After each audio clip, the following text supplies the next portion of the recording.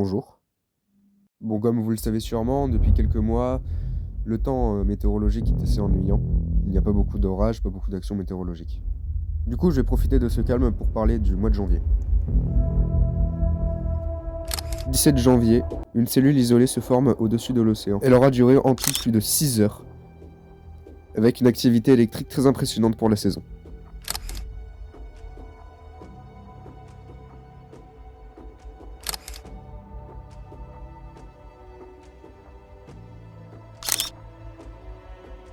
Et 2 jours plus tard. Là, vous voyez rien, là. Bah, pourtant, juste en face, il y a ça.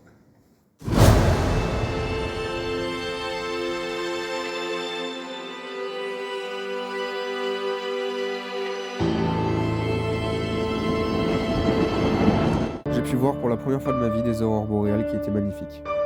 On continue dans les spectacles aussi rarissimes qu'impressionnants, avec la fameuse tornade de Eumnios. En matinée, sur le bassin d'Arcachon, une cellule s'est formée et a pris un caractère supercellulaire. En allant la chasser, j'ai juste pu observer un petit peu de grêle qu'il y avait, mais c'est à mon retour que j'ai appris la nouvelle.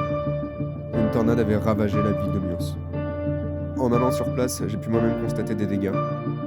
J'ai également parlé aux habitants pour avoir des informations supplémentaires sur la tornade et aussi voir des vidéos. Par chance, une dame avait réussi à filmer la tornade. Si vous voulez aller la voir, elle se trouve sur ma chaîne YouTube.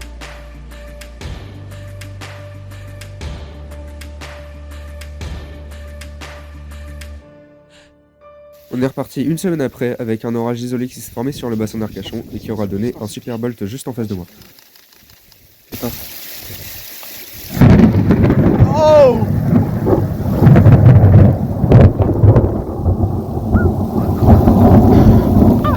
Tiens! Oh non, je l'ai. Ce Superbolt aura fait beaucoup de dégâts dans la ville d'Audange par rapport aux canalisations d'eau. On peut le voir en haut, la puissance de l'impact aura été de 125 kA. On est parti au mois de février, hors météo plus astronomie, mais en allant photographier les étoiles. Des milliers de flashs très lumineux apparaissaient. J'ai de ce pas rangé mon matos, j'ai replié le trépied et je suis parti avec la trottinette pour aller voir ce qui se passait. Et en regardant dans le ciel, j'ai vu ça.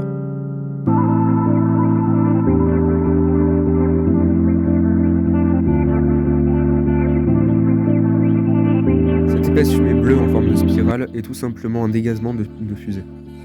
Ce spectacle impressionnant n'aura duré que quelques minutes. On termine cette vidéo avec les tempêtes. Je ne vais pas parler de la tempête Nils et Pedro avec le rafale à 162 km/h, mais plutôt de la tempête Ingrid. Simplement parce que c'est la première fois que j'ai pu voir autant de temps en même temps dans la même journée. Au total, j'aurais vu le ciel bleu, le soleil couchant, des nuages très menaçants, de la grêle, du vent, des fortes pluies, des giboulées, un ciel complètement étoilé, et le combo parfait, les orages.